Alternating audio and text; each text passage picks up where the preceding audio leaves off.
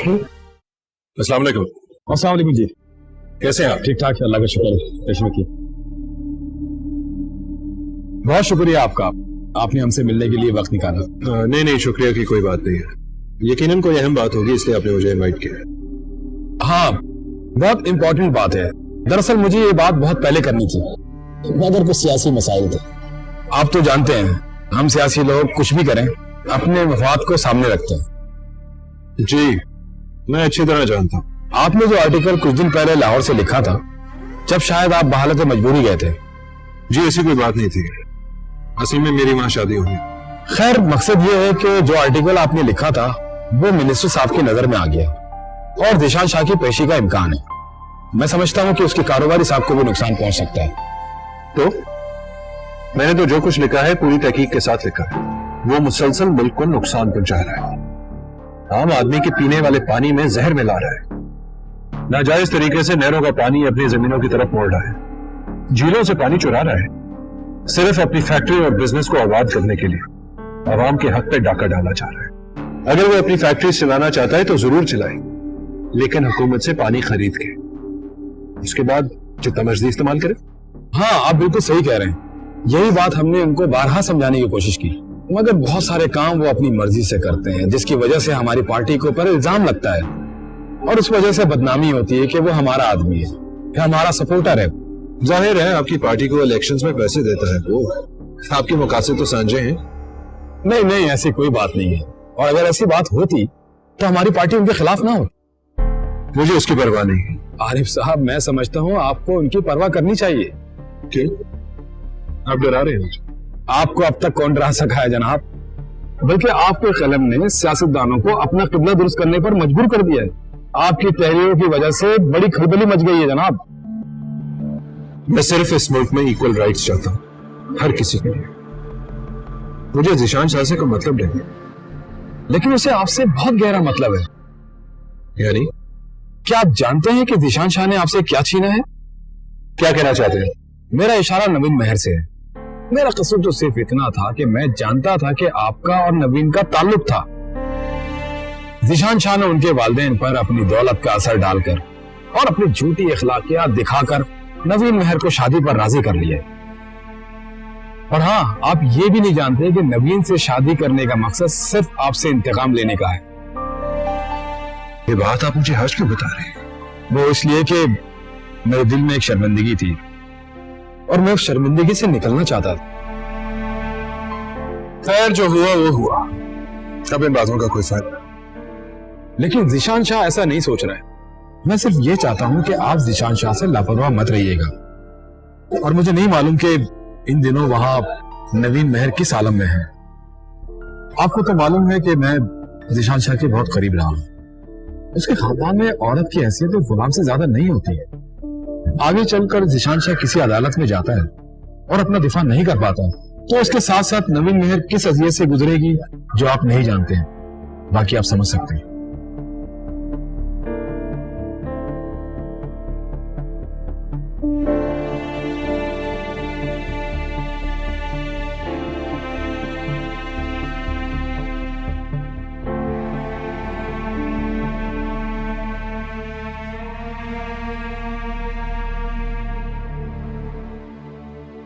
इश्क वालों को धुन कूचाए यार की, चलती आंखों को हसरत है दीदार की। आग ख्वाहिश की दिल में भड़कती हुई, रूह प्यासी कहीं पर भटकती हुई। खुश्क होठों को दो बूंद की आस है, जिंदगी प्यास है, मन प्यासा यहाँ, जिंदगी प्यास है।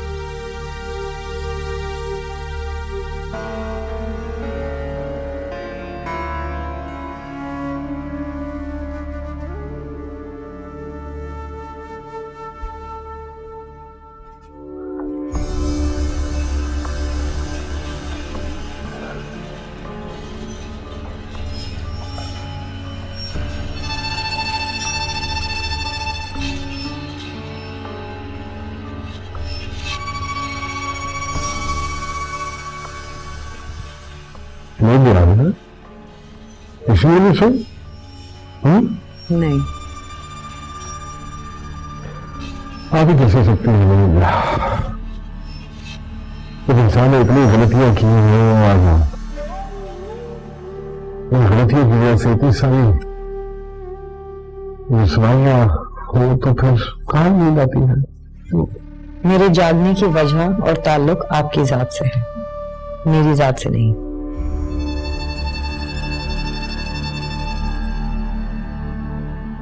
मेरी जात से ताल्लुक है? मेरी जात से क्या ताल्लुक? ताल्लुक है, बल्कि आप ही की जात से ताल्लुक है। जब मैं अपने माँ बाप के घर पे थी तो जागती नहीं थी। जब से इस घर में आई हूं मेरी आंखों में सिर्फ आंसू है। ये घर आपके आंसुओं का सबब बना है। ये घर, हमारी शादी गलत हुई है ना? गलत हुई हमारी शादी, बिल्कुल सही कह रहे हैं आप। हाँ, मुझे मालूम है आप मेरे तौर पर बिल्कुल खुश नहीं थे। ये तो मेरे ख्वाब, मेरी दौलत, मेरी ये शान देखकर आपके माँ बाप ने पता नहीं क्या क्या ख्वाब देख लिया, शायद आपने भी, है ना? गलत कह रहे हैं आप। मेरे माँ बाप ने आपकी दौलत नहीं बल्कि आपका इखलाक देखा था, जिसका मुजाहरा आपने हॉस्पिटल में किया था।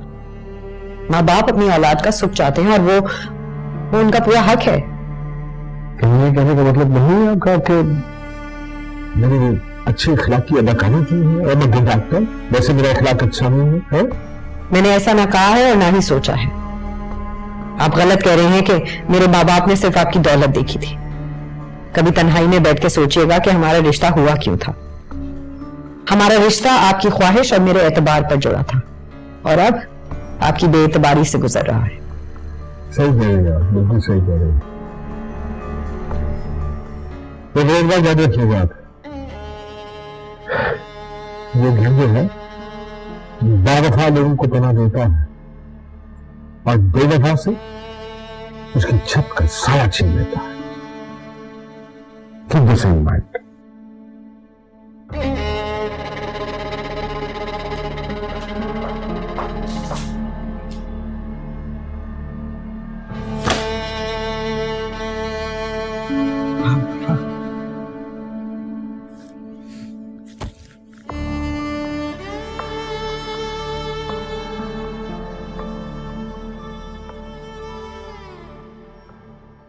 सुमेरा अपनी पुरानी रिपोर्ट्स भी ले लेना। ठीक है। हेलो हेलो आओ, क्या हाल है आपके? जी ठीक हूँ। कैसा है हमारा पेशेंट? आपके लिए एक अच्छी खबर है। अच्छा, दुनिया बदल गई है क्या? नहीं, दुनिया तो नहीं बदली, लेकिन आपका पेशेंट बदल रहा है। रियली? क्या बेहतर फील कर रहा है वो? हाँ, मुझे उम्मीद है कि वो बहुत जल्द नॉर्मल हो जाएगा। नई मेडिसिन ने बहुत हैरत अंगेज रिजल्ट दिया है। वो सिर्फ ज़हनी तौर पर उलझा हुआ है। मायूसियां, खदशात और महरूमियत ने उसे ज़हनी अमराज में डाल दिया है। वो इतना बीमार नहीं है जितना आपने समझा हुआ है। आप मिलेंगे तो खासी तब्दीली महसूस करेंगे अमान शाह में। ये तो बहुत अच्छी खबर है। फिलहाल तो मैं अपनी वाइफ को चेकअप के लिए लेके जा रहा था। रात में चक्कर लगाता हूँ फिर। ओके, यानी आपकी तरफ से भी खुशखबरी आने वाली है? हाँ, खुशखबरी कह सकते हो, लेकिन मैं अमान शाह की वजह से उलझा हुआ हूँ। नहीं, परेशानी की कोई बात नहीं है, सब कुछ ठीक हो रहा है। हाँ, वो आपका भी पूछ रहा था। मेरा पूछ रहा था? हाँ, आपका और अपनी भाभी का भी। ठीक है, मैं रात में चक्कर लगाता हूँ। ओके? किसकी कॉल थी? डॉक्टर इमरान की। कोई खबर अमान शाह की?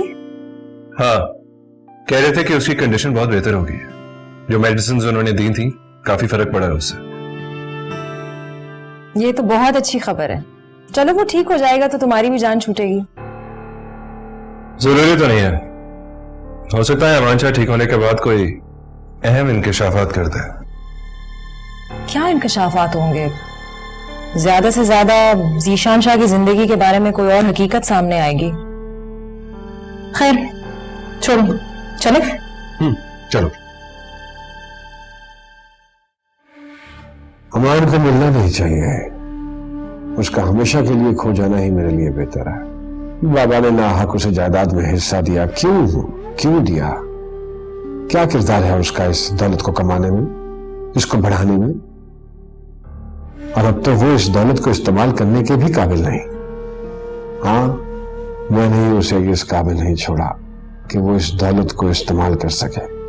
और क्यों मैं अपने आबा अजदाद की दौलत किसी को बांटने दूं? उस पर अगर हक है तो सिर्फ मेरा, क्योंकि मैंने इसको बढ़ाने में मेहनत की है। वो हाथ ही काट डालूंगा जो मेरे आबा अजदाद की दौलत का बंटवारा करेगा, खा वो किसी का भी हाथ हो।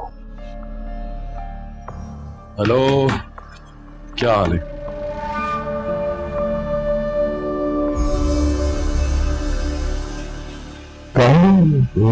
आपसे बात करते लगा। हाँ यार, वक्त नहीं मिला। इन दिनों पार्टी बहुत मुश्किलात से गुजर रही है। पार्टी को कितना फंड चाहिए? बहुत। पैसों की मुश्किलात नहीं है, पार्टी आजकल तुम्हारी वजह से मुश्किलात से गुजर रही है। अच्छा, वही वजह से। अच्छा, जिशान, आरिफ के आर्टिकल के बाद पार्टी में तुम्हारी नापसंदीदगी बढ़ गई है। जो कुछ तुमने किया है और जो करते हो पार्टी को इल्म नहीं होता है। लाहौर में जो तुम्हारी जमीनें हैं ना, उसमें तुमने पानी के लेकर जो मसला किया है वो बहुत खतरनाक है, अवामी रद्द-ए-अमल है। आरिफ ने मुकम्मल तहकीक के बाद आर्टिकल लिखा है। ये तेरे कहने का मतलब है कि अब मुझे 1-2% का जर्नलिस्ट बताएगा कि मुझे क्या करना है और किस तरह करना है। Very good. हाँ, क्योंकि एक जर्नलिस्ट अवामी नुमाइंदा होता है और बहुत ही ईमानदार और खरा जर्नलिस्ट है। प्लीज, तुम सियासी लोगों की यही सबसे बड़ी प्रॉब्लम है। कभी को तो तुम शेर का शिकार भी कर लेते हो, लेकिन जब डरने पे आते हो तो एक कॉकरोच से डरते फिरते हो। जिशान शाह, तुम लोगों को अंडर एस्टिमेट करते हो। तुम अपनी ताकत के घुमंड में लोगों की ताकत का अंदाजा नहीं लगाते हो। तुम्हें मालूम है कि उसके कलम ने क्या लिखा है? क्या लिख दिया? आए बादशाह तो वो लिखता ही रहता है यार। अरे भाई, वो आए बादशाह नहीं लिखता है, सच लिखता है, मुहिब्बे वतन है। मिनिस्टर साहब उसे पसंद भी करते हैं और अच्छी तरह समझते भी हैं। साफ साफ बता, क्या कहना चाहता है तू मुझे? साफ साफ बात यह है कि पार्टी तुम्हें निकाल रही है, अपने ऊपर से हाथ हटा रही है। अब पार्टी का तुमसे लेना देना नहीं है। यानी कि एक आर्टिकल की वजह से पार्टी मुझसे अलग हो गई है। Cut it short. तुम्हें मालूम है कि ये पार्टी के सदर का फैसला है, चाहो तो तुम बात कर सकते हो। इतना ही मैं मैसेज देने के लिए आया था। जो कुछ करना है अब तुम समझो।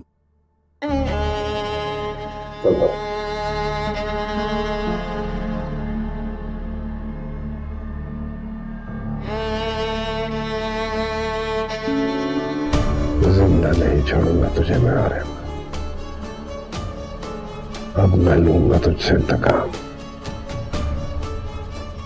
अब बताऊंगा तुझे मैं कि मैं कहां तक जा सकता हूं।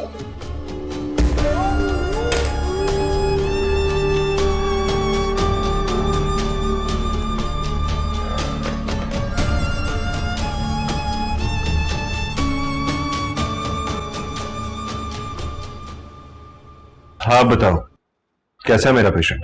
बहुत बेहतर है और मुझे उम्मीद है कि बहुत जल्द 100% रिजल्ट मिलेगा।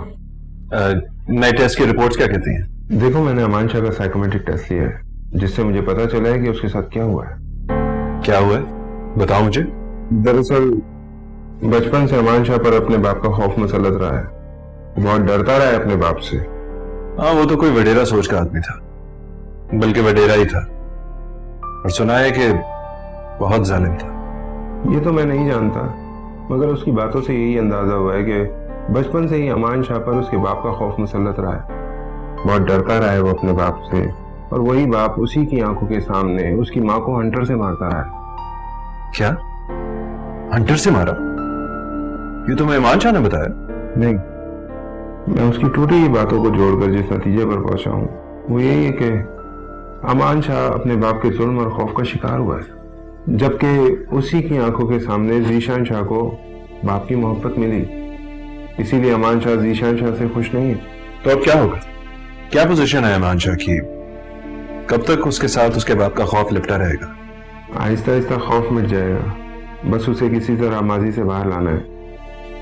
तो क्या किसी हद तक इम्प्रूवमेंट हुई है? निकला है वो माजी से बाहर? हाँ, लेकिन तुम कोई सवाल नहीं करना उससे, क्योंकि मैं हर सवाल उससे सोच समझ कर करता हूँ, कहीं उसका जहन डिस्टर्ब ना हो। दरअसल मरीज को कुछ जबरदस्ती याद दिलाया जाए तो उसकी जहनी हालत पर बुरा असर पड़ता है। ये अमल बहुत आहिस्ता आहिस्ता करना पड़ता है। इस वक्त जीशान शाह शायद अपने भाई की वजह से वापस अंगारों पे लौट रहा होगा।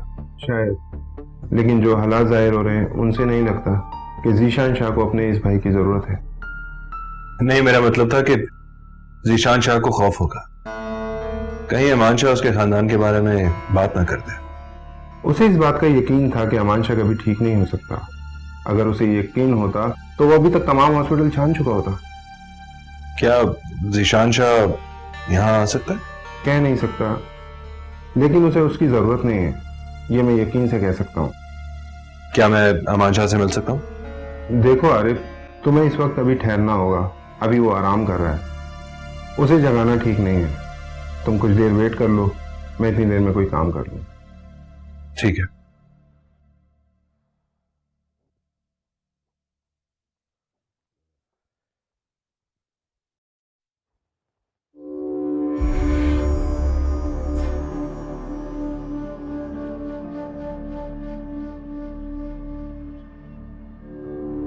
क्या हो रहा है?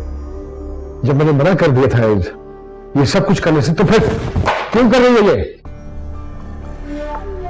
अगर आपको मालूम है कि मुझे लिखने का शौक है। भूल जाइए अपने शौक, सिर्फ ये याद रखिए कि मुझे क्या पसंद है और क्या नापसंद। और मैं यहां क्या हूं? आप ऐसा नहीं कर सकते मेरे साथ शाह जी। सब कुछ कर सकता हूं मैं। बताया था ना आपको कि आपकी हैसियत मेरे घर में एक खूबसूरत गुलाम की है और वो आपको हासिल है, लेकिन आप इससे आगे बढ़ रही हैं, अपनी हद से बहुत आगे।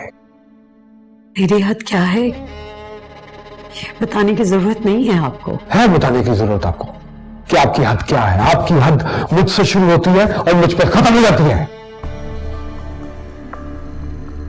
नहीं शाह जी, अगर आप मुझे वो औरत समझ रहे हैं जो आपके खानदान में आती जाती रही है, जिनकी चीखें इन दरों दीवारों ने सुनी है, तो मैं वो औरत नहीं हूं शाह जी। मैं आपको वो औरत बनाना भी नहीं चाहता, नहीं बनाऊंगा, क्योंकि इस शहर के थोड़े बहुत लोग जानते हैं आपको, वो भी इस वजह से कि ये जो बकवास आप लिखती हैं। बस एक बात याद रखिएगा, मैं आपको आजाद छोड़ूंगा, लेकिन पांव की जंजीर नहीं खोलूंगा। मुझे नहीं समझ आ रहा कि आप मेरे साथ ऐसा क्यों कर रहे हैं। क्या हो गया है अचानक आपको? अचानक नहीं हुआ मैडम, बहुत आहिस्ता आहिस्ता समझाया मैंने आपको। समझने की जरूरत क्या थी? सामने थी मैं आपके, मैंने कोई धोखा नहीं दिया आपको। सब जानते थे आप मेरे बारे में। सभी तो नहीं जानता था मैं। मेरी बीवी होने के बावजूद अब अपने पुराने दोस्त के साथ मिलकर मुझे तबाह करने की कोशिश कर रही हैं, अपने पुराने ताल्लुक को निभा रही हैं। क्या कहा आपने? मैं किसके साथ मिलकर आपको तबाह करने की कोशिश कर रही हूँ? बताइए। नाम सुनना चाहती हूँ? बड़ा अच्छा लगता होगा उसका नाम सुनकर। तो सुने, आप और आरिफ मिलकर मुझे तबाह करने की कोशिश कर रहे हैं। वो मेरे बारे में ऑल फॉल लिख रहा है आपके सामने, और आपने एक मर्तबा भी उसको नहीं रोका। मैं कैसे रोकती उसे? ताल्लुक नहीं है, कोई वास्ता नहीं है मेरा उससे। वास्ता तो साबित हो गया नवीन, वास्ता तो साबित हो गया। अब ये देखना है कि मैं उसे कैसे सजा देता हूं आपके सामने, और आप खामोश रहेंगी। वो कहते हैं ना कि इश्क में तकलीफ एक को दो तो दर्द दूसरे को होता है। मैं आपको ऐसा नहीं करने दूंगी। खामोश रहेंगी तो आबाद रहेंगे।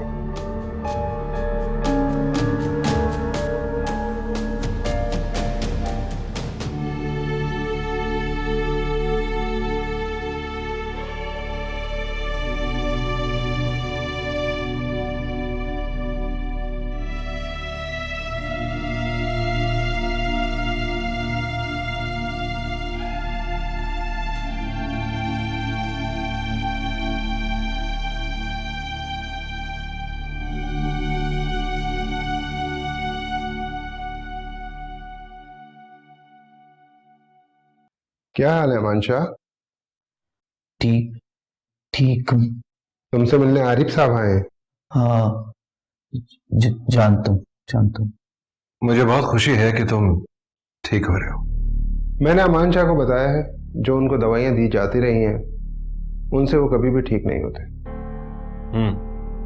लेकिन अब तुम्हारा इलाज बिल्कुल ठीक हो रहा है और इंशाल्लाह तुम बहुत जल्दी सेहतियाब हो जाओगे। मैं जानता हूं तुम बहुत हौसले वाले हो। बीमार तो नहीं हूं मैं। नहीं, मेरा मतलब था तुम्हें ये जो कभी कभी गुस्सा आ जाता है ये भी नहीं आएगा। ओके आरिफ, तुम बैठ के बातें करो, मैं भी आता हूँ। Okay doctor.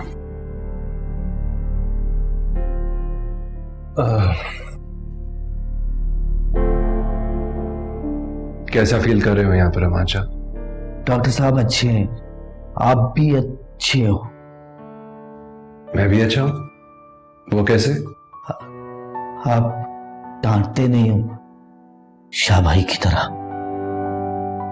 क्यों डांटते थे वो आपको? मालूम नहीं, शाह भाई सब छीन लेते थे मुझसे। बाबा उनकी बात मानते थे, मेरी नहीं मानते बाबा। हो सकता है ऐसा ना हो, सिर्फ तुम्हें लगता हो कि तुम्हारे बाबा शाह भाई को ज्यादा प्यार करते हैं। भाभी भाभी कैसी है तुम्हारी? भाभी बिल्कुल माँ जैसी है, माँ जैसी।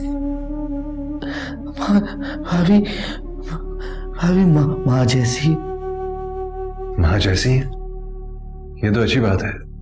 लेकिन शाह भाई बात नहीं करने देते भाभी से, मारते। शाह भाई मारते। अच्छे नहीं शाह भाई, अच्छे नहीं है, मारते। शाह भाई अच्छे नहीं है। शाह देखो अमान शाह, तुम परेशान ना हो, सब ठीक हो जाएगा। डॉक्टर साहब तुम्हारा इलाज कर रहे हैं, बस उन्हें अपना इलाज करने दो। तुम देखना सब कुछ ठीक हो जाएगा। मैं बीमार नहीं हूँ, मैं जानता हूं तुम बीमार नहीं हो। बीमार तो तुम्हारा भाई है। शाह भाई बीमार है। शाह भाई बीमार है, गंदा है शाह भाई। मैं बीमार नहीं हूँ, मैं बीमार। शाह भाई बीमार है।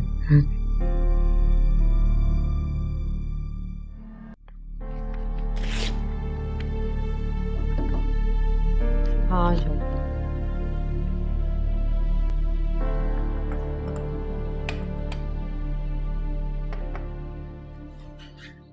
मालकिन, शेरखान बाजार जा रहा है, अगर आपको कुछ मंगाना हो तो बता दीजिए। नहीं, मुझे कुछ नहीं मंगवाना।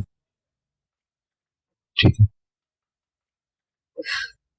अच्छा ठहरो, जी मालकिन। मुझे कुछ खुद लेना है सामान बाजार से।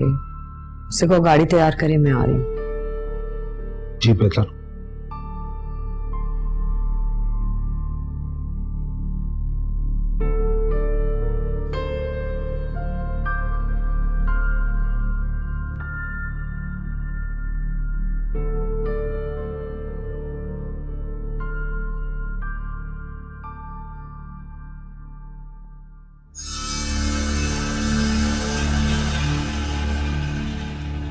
कहाँ? बाजार जाना था, कुछ काम था। क्या लेना है? कुछ पर्सनल सामान।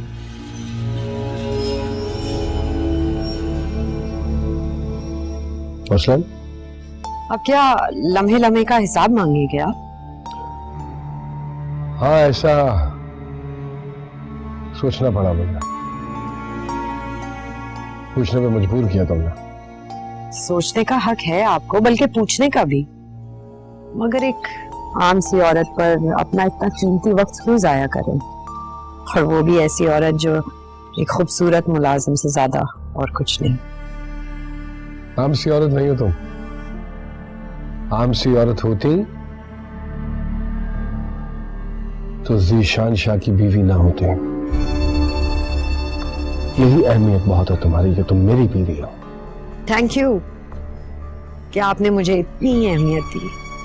अब ये भी बता दीजिए कि मैं जाऊं या नहीं। ठीक है, जल्दी आ जाना, एक पार्टी में जाना है, कुछ सियासी लोगों से मिलना है। मुझे नहीं जाना, मुझे शौक नहीं है ये सियासी लोगों से मिलने का। आपका शौक है, आप पूरा कीजिए। मेरे लिए मिलना है, वो भी अपनी बेगमात के साथ आ रहे हैं। मैं नहीं चाहता कि मेरा वहां पे तमाशा बने।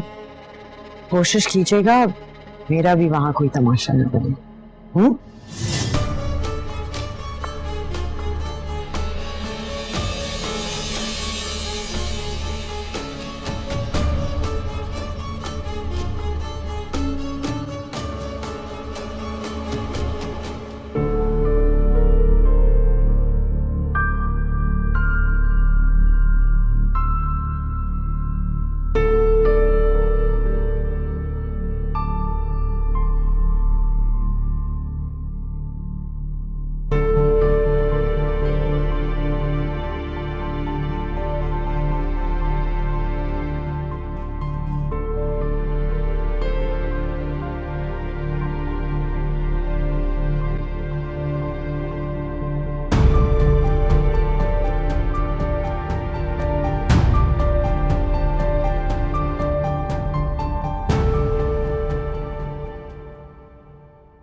तुम्हारी किताब मुकम्मल हो गई?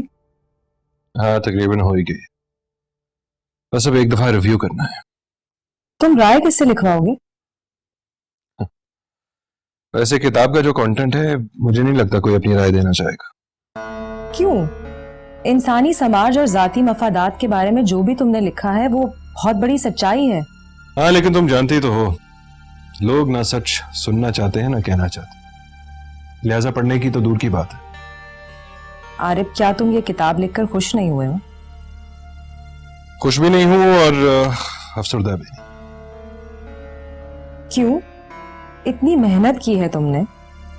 हाँ, मैंने तो की है, मैंने समाज के जख्म लिखने में और इस बात की सोचने में कि हमारे मुआशरे में इंसानी हुकूक को कितना पामाल किया जाता है। मुझे तो लगता है तुम्हारी किताब को बहुत पजीराई मिलेगी।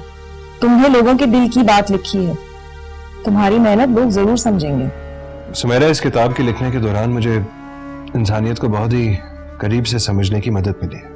लेकिन तुमने तो हमेशा ही इंसानी जज्बों की बात की है, इस बार क्या अलग हुआ है? इस बार अलग ये हुआ है कि मैंने ये बताने की कोशिश की है कि इंसानियत जालिम की जरूरत भी है और मजलूम की भी।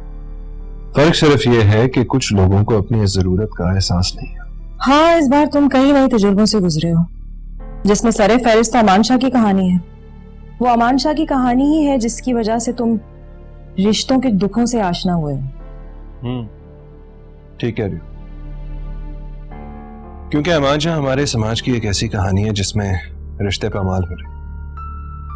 वैसे कभी कभी मुझे यकीन नहीं आता इंसानियत किस हद तक मिट गई है। और ये नया मेहमान जो हमारे घर आने वाला है, उसने अगर हमसे ये शिकवा किया कि ये किस माशरे के हवाले कर दिया है मुझे जहां इंसानियत मिट रही है, तो क्या जवाब दोगे? तुम उसे कह देना कि हमने तुम्हें उम्मीद के हवाले किया है, ना उम्मीदी की नजरों से बचा। जवाब तो बहुत अच्छा है, मैं कोशिश करूंगी समझाने की उसे। वैसे सुमेरा, अगर सच पूछो तो शायद हम उसे कुछ ना समझा सके, क्योंकि समझाता तो जमाना है सबको।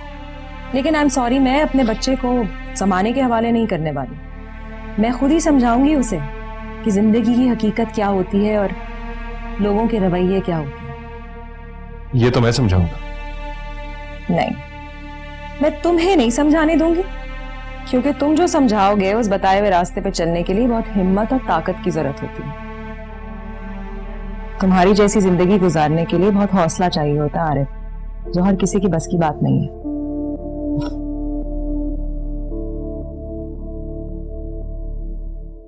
भाई, मैंने कहा क्या हुआ जो हर इलेक्शन में हार जाते हैं हम, हारने के भी पैसे मिलते हैं। हाँ। भाई जीशान शाह, हमारी पार्टी के दरवाजे हमेशा खुले हैं आपके लिए। अरे सरकार, इसीलिए तो ये दरवाजा खटखटाता हूँ क्योंकि ये बासानी खुल जाता है मेरे लिए, और मुश्तफा की पार्टी को इस मर्तबा बता देना चाहता हूँ कि अकेला नहीं हूँ मैं। अरे शाह साहब, एक बात समझ में नहीं आई मेरे, आप जैसे आदमी के साथ राब्ता खत्म कर लिया उन्होंने? हाँ, बस उसकी पार्टी में क्या खेल खेला जा रहा है आप नहीं जान सकते हैं। पिछले 5 वर्षों में जितना पैसा बनाया उन लोगों ने, अब वो ऐसे प्रिटेंड कर रहे हैं जैसे करप्शन नाम की चिड़िया को वो जानते भी नहीं। भाई सच पूछें तो हमारी करप्शन में सबसे ज्यादा फायदा हमारी बेगमात को ही होता है, और पकड़े जाते हैं हम। हाँ, ये तो है। भाभी, आप बताइए मुझे, ज़ीशान शाह ने करप्शन से जितना माल बनाया है उसमें से आपके नाम क्या क्या खरीदा? जी बताइए। मुझे नहीं मालूम कि ज़ीशान शाह कैसे कमाते हैं और क्या कमाते हैं। मेरी दिलचस्पी इनके पैसों से नहीं है।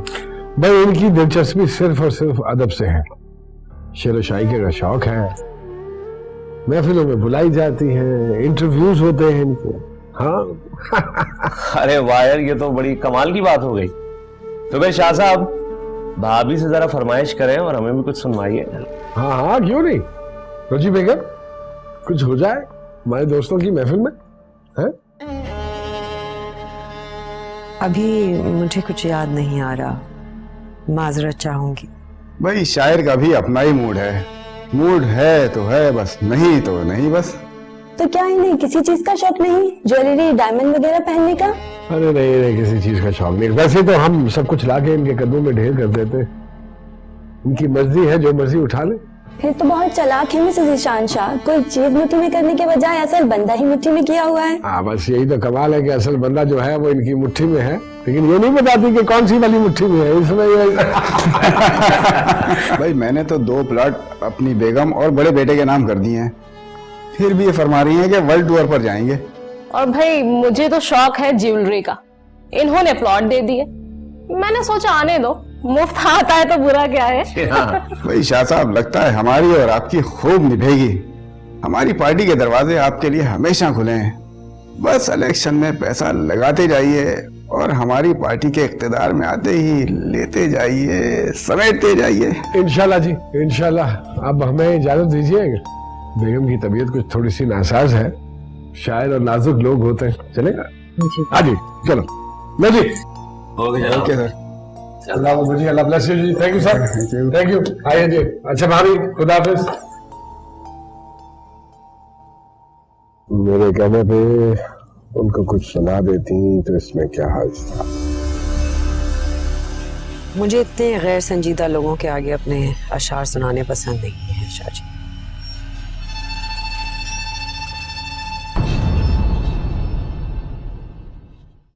पापा ने हंटर से मारा था, वो गिर पड़ी थी, मैं डर कर भागा था, दीवार से टकराया था।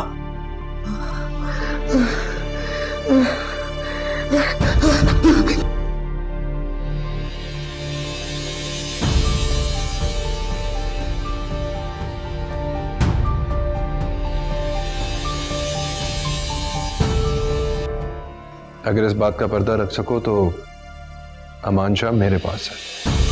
क्या अमान शाह तुम्हारे पास है? जहां भी मिले खत्म कर दो उसे, ऊपर से बोलो कि नहीं। मन प्यासा यहाँ जिंदगी प्यास है।